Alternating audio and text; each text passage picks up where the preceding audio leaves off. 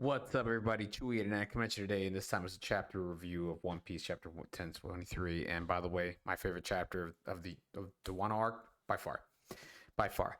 I never thought, and I'm going to say this now: Wano has surpassed Marineford as an arc. That's my opinion. I'm going to stand by that. It has surpassed Marineford, not by far. It's really close. I think Wano has been the best arc so far in the One Piece story. Okay. Period.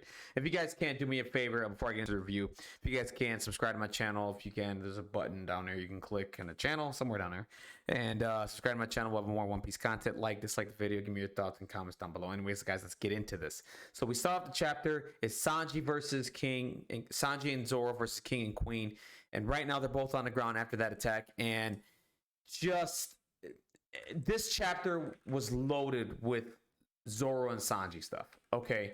First off, we find out King's race. He's a Lunarian. And we cut to a flashback with Marco where Marco talks about Whitebeard talk about that there was gods in the red line before. And to me, this is void century stuff, right?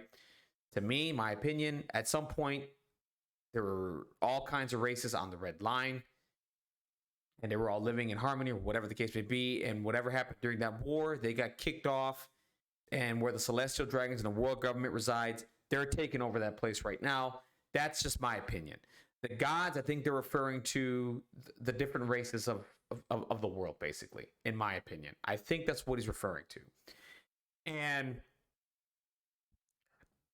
that's just it for me. And then from here, Queen is talking to Sanji that, how was he able to develop this fire? And he drops a line saying that, well, you're not a Lunarian. And then, King just has a side eye towards Queen, which to me confirms that King is a Lunarian. So he's one of these rare races that probably don't exist anymore, whatever the case may be, and was living on the Red Line or something at some point, and is now in Kaido's crew. And this makes a lot of sense because earlier in the arc, Big Bomb makes a mention to, I don't have a race of you or whatever in my crew, or my book, or whatever the case may be. So King's a Lunarian, okay? And of course, Queen makes a comment about saying that, how are you developing this fire? You got to be a cyborg, whatever the case may be. Is that what it is? And Sanji says, no, I'm all human, or whatever the case may be. This is my opinion about the Germa. Okay. My opinion is that these 4 kids were developed with special abilities from other races. What I mean by that is, we notice, I forgot who does it. It's Ichiji, Niji, Sanji, Reiju, right? I can't remember which one does the electricity, Ichiji or Niji. Doesn't matter. He can do electricity. Who have we seen do electricity? Right now,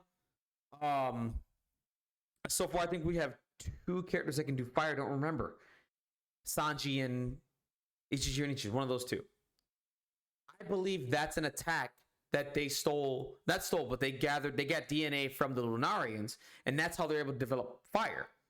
Reiju was able to suck out poison or do something else. I can't remember. That has to be from another race that has these special abilities.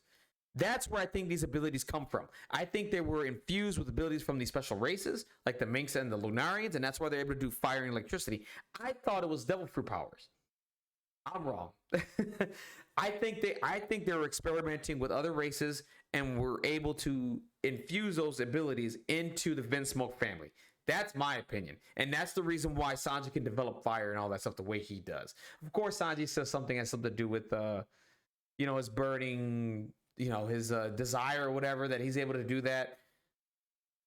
I don't think so. I think this is a special ability from whatever experiments they did on him with the Germa.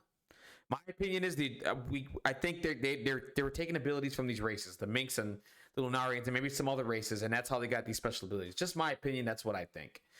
So then we get into the battle from there. Let's get over that. We get into the battle, and then of course Sanji's feeling weird after wearing the raid suit a second time. I think that raid suit is unlocking abilities inside of Sanji that he's never had before. So I think that raid suit is helping him use that Lunarian special trait that he has inside of him to go to another level. Will he get wings and stuff like Lunarian? I don't know. I don't think so. What I just think his fire ability is just gonna increase by double, basically, is what I'm thinking. That's what I think that raid suit is doing. And he's just not used to it. And it's something that's happening, and it's gonna be really cool. And that power-up is gonna help him defeat Queen, in my opinion. From there, Sanji blocks King's attack. And from there, King has like the sword with like little edges inside of it. So he's able to block one of Zoro's sword attacks. And he just launches a punch right at Zoro and just like hits him over. It's like, oh, okay.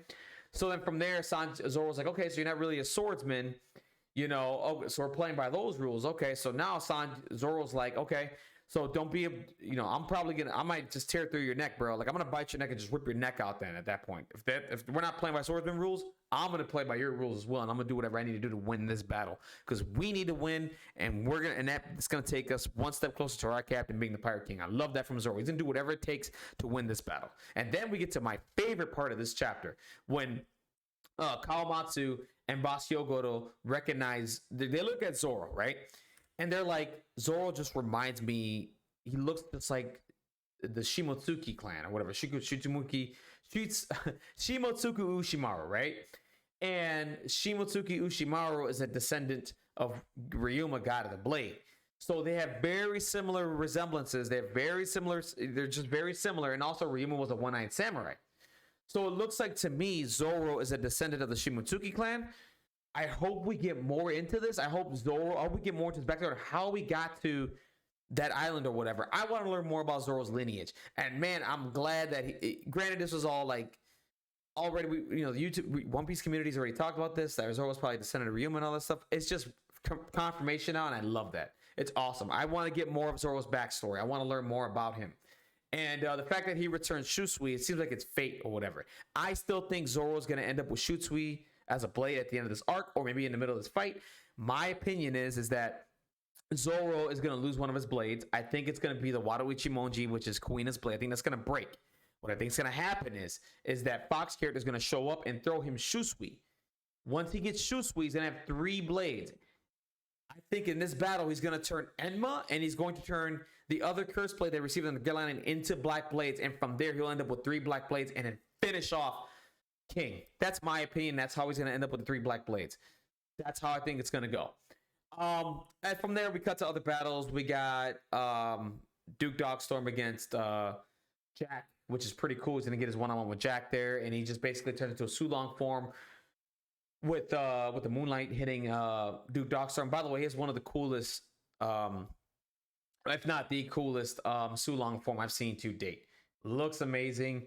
And we're going to see that battle culminate soon, I hope. And then we'll finish that off. That's going to be a pretty cool battle. From there, we got Perospero versus Cat Viper. Not much to learn there. He basically turns into Sulong form, and I think he's just going to tear Perospero a new one, possibly kill him. That'll be probably the way Perospero dies. Maybe not by Big Mom, but by the cat. And then from there, we cut to the ninja battle with Raizo. I already forgot the other character's name, but we cut to that battle a little bit. There's something going on there. And they're just showing us tidbits and everything from every other battle. And I think the next couple of chapters are going to be finishing up those battles, and then we're going to get to the climax, right? So at the end of this arc, we see that Shinobu turns Momonosuke into an adult, and I guarantee you he is the spinning image of Oden Kozuki. He's going to be the spinning image of Oden. He's going to look just like him. It's going to be weird for him that he's going to be 20 years old and still have the heart of the kid, but I think they'll deal with that as time goes on. And then he's able to turn into an adult dragon, okay?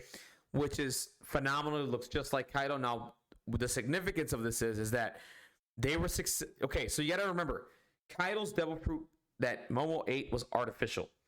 They have not been so far able to make a perfect artificial devil fruit. The other devil fruits the other people are using, and it's like half animal, half person, okay?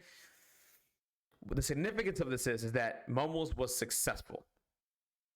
So the world government, the agent CP0 is going to see that, and they're going to have a say in this. They're going to figure out why it was successful and try to weaponize it, in my opinion. And this is huge. So right now, Momo's going to ride on. Luffy's going to ride on top of Momo and get back to Wano and Wano Kuni and finish their battle there. With Kaido.